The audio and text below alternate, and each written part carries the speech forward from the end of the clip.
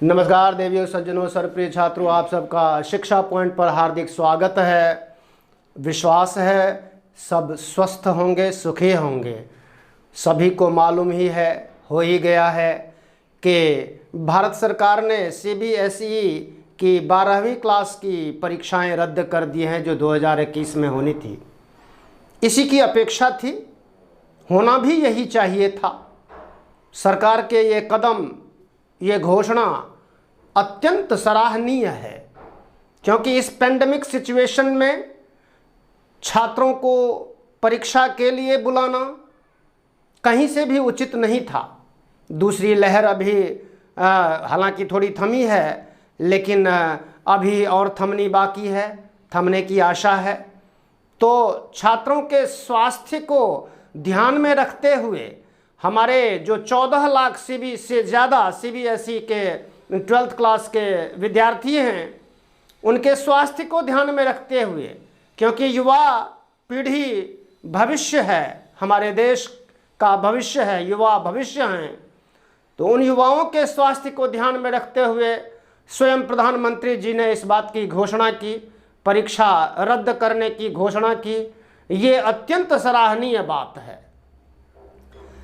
इस घोषणा से कुछ छात्र फूले नहीं समा रहे हैं, है ना, खुशी के मारे उछल रहे हैं।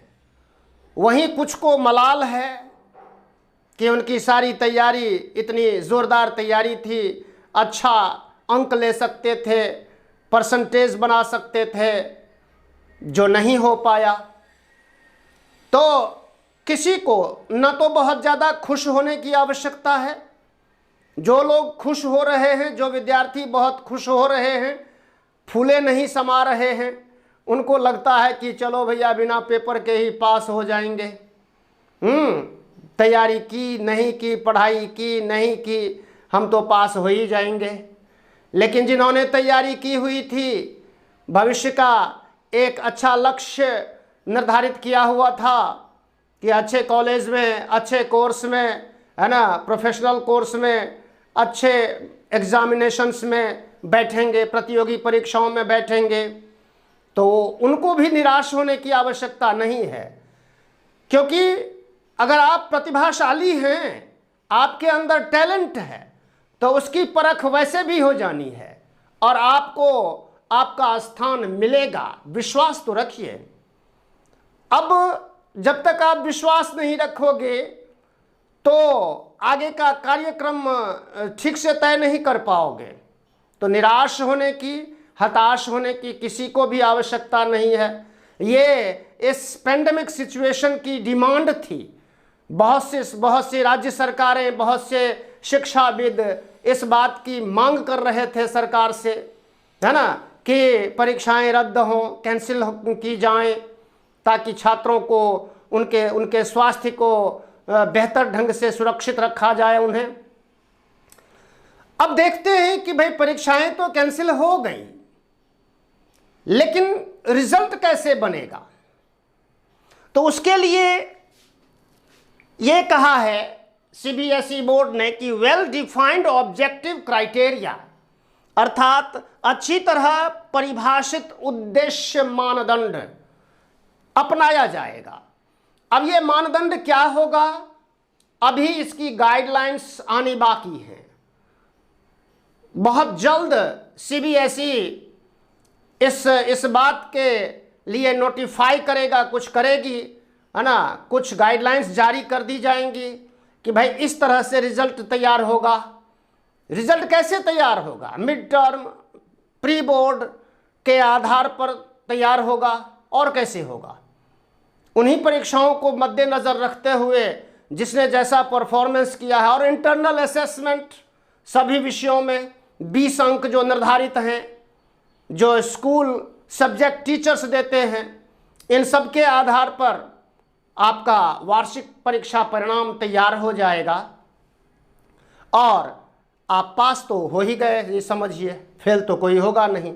हाँ, इसमें एक खास बात है कि अगर कोई भी विद्यार्थी, स्टूडेंट इस सीबीएसई के द्वारा एसेस्ड परीक्षा परिणाम से, रिजल्ट से संतुष्ट नहीं होगा, तो उसके लिए बोर्ड ने ये कहा है कि जब भी, है ना, सिचुएशन अच्छी होंगी, परीक्षा के लिए कंडक्टिव सिचुएशन उत्पन्न होगी, तो उस स्थिति में आप परीक्षा दे सकोगे। जब भी महीने, 2 महीने, 3 महीने, 4 महीने में, तो ऐसे विद्यार्थी जो समझते हैं कि मेरी बहुत अच्छी तैयारी है और इस असेसमेंट से कहीं अच्छे मार्क्स में ले सकता था या ले सकती थी, तो ऐसे स्टूडेंट्स के लिए एक ऑप्शन है।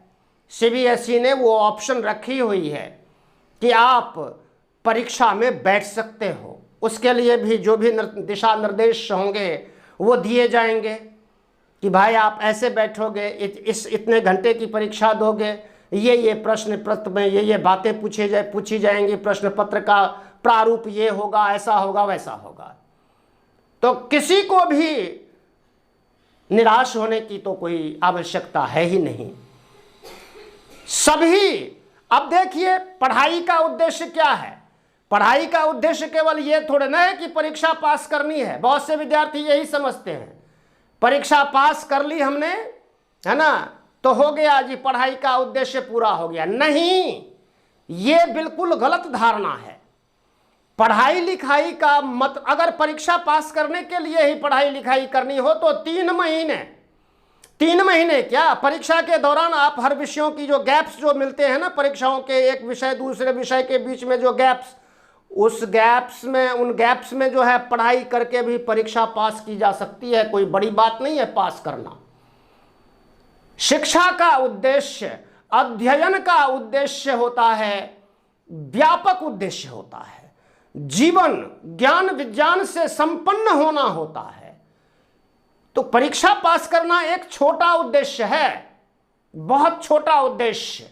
बड़ा उद्देश्य होता है ज्ञान विज्ञान की प्राप्ति करना, उसको पाना, जीवन में आगे बढ़ना, तरक्की करना, बुद्धि को विकसित करना, है ना, अपने टैलेंट को विकसित करना और अपने लिए दुनिया जहान में अच्छी जगह बनाना। ये उद्देश्य होता है कि आप ज्ञान विज्ञान से संपन्न होइए। पढ़ाई का तो यही मतलब है ना, क्योंकि परीक्षा पास कर लेने से कोई पढ़ाई लिखाई का उद्देश्य पूरा हो जाता है क्या? नहीं होता।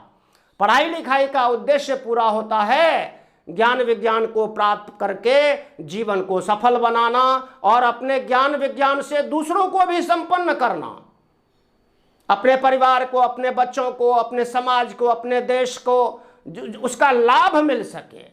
ये एक बड़ा उद्देश्य होता है पढ़ने लिखने का। परीक्षा पास करना ही उद्देश्य नहीं होता। इस बात को समझते हुए मैं तो ये कहता हूं कि पढ़ाई कभी छोड़ो ही नहीं और ना ही ज्यादा खुशी से उछलो। पास हो गए करके ये अब मजे आ, कई विद्यार्थियों मैंने देखा है, ये व्हाट्सएप ग्रुप्स में मैंने देखा है।